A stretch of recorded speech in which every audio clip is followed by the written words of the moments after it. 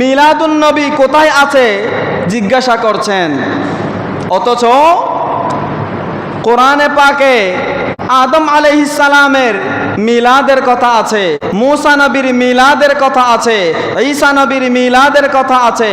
শুধু নবীদের মিলাদের কথা নয়, কোরআনে ইনসান মানব জাতির মিলাদের কথাও আছে। ঈসা আলাইহিস সালাম আল্লাহর কাছে দোয়া করছেন, আল্লাহুম্মা রাব্বানা আনজিল আলাইনা মাইদাতাম মিনাস সামাই তাকুনু লানা ঈদাল লিআউয়ালিনা ওয়া আখিরিনা। আমাদেরকে প্রশ্ন করে বলে, মিলাদুন নবী বুঝলাম, ঈদে মিলাদুন নবী কোথায় পাইলা? ঈদ তো দুইটা আছে, ঈদুল আদহা, ঈদুল ফিতর। ঈদ তো দুইটা আছে, ঈদে মিলাদুন নবী এটা কোথায় পাইলা? আমি বলবো এটা কোরআনে আছে। সুবহানাল্লাহ বলেন। কোথায় আছে? কোরআনে আছে।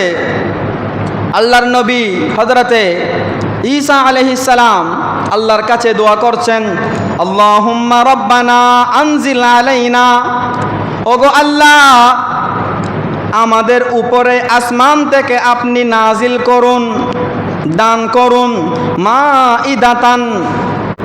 আল্লাহর নবী আল্লাহর কাছে দোয়া করছেন, আল্লাহ আসমান থেকে আমাদের জন্য মায়েদা তথা খাবার ভর্তি দস্তরখানা আমাদেরকে আপনি দান করুন আসমান থেকে, তাকুনু লানা, যেন সেটা হয় ঈদান, ঈদ আমাদের জন্য। বলুন না সুবহানাল্লাহ। লিআউয়ালিনা, আমাদের পূর্বে যারা ছিল, ও আখিরিনা, আমাদের পরে যারা আসবে সবার জন্য যেন সেটা ঈদ হয়। বলুন না সুবহানাল্লাহ। এখানে আল্লাহর নবীর এই ওয়াকিয়া দ্বারা আল্লাহ পাক শিক্ষা দিয়েছেন, আল্লাহ পাক যখন কোনো নেয়ামত দান করেন, ওই নেয়ামত দান করার ওই দিনকে কিভাবে স্মরণ করতে হয় সেটাকে আল্লাহ শিক্ষা দিয়েছেন। বলুন না সুবহানাল্লাহ। এখন খাবার ভর্তি দস্তরখানা আল্লাহ পাক নাজিল করেছেন, যার কারণে ঈসা নবীর উম্মতের জন্য এটা ঈদের দিন হয়েছে।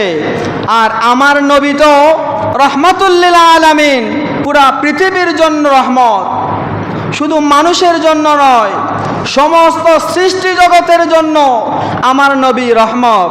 তো যেই নবী না হলে আসমান জমিন আরশ কুরসি লৌহ কলম কিছুই সৃষ্টি হতো না, সেই নবীর আগমনে সেটা আরো বড় ঈদের দিন হওয়ার কথা না? খাবার ভর্তি দস্তরখানা নাজিল হওয়ার কারণে যদি ঈদের দিন হয়, আমার নবী তো রহমাতুল লিল আলামিন, আমার নবীর আগমনের ওই দিনটা সেটা সবচাইতে বড় ঈদের দিন। বলুন না সুবহানাল্লাহ।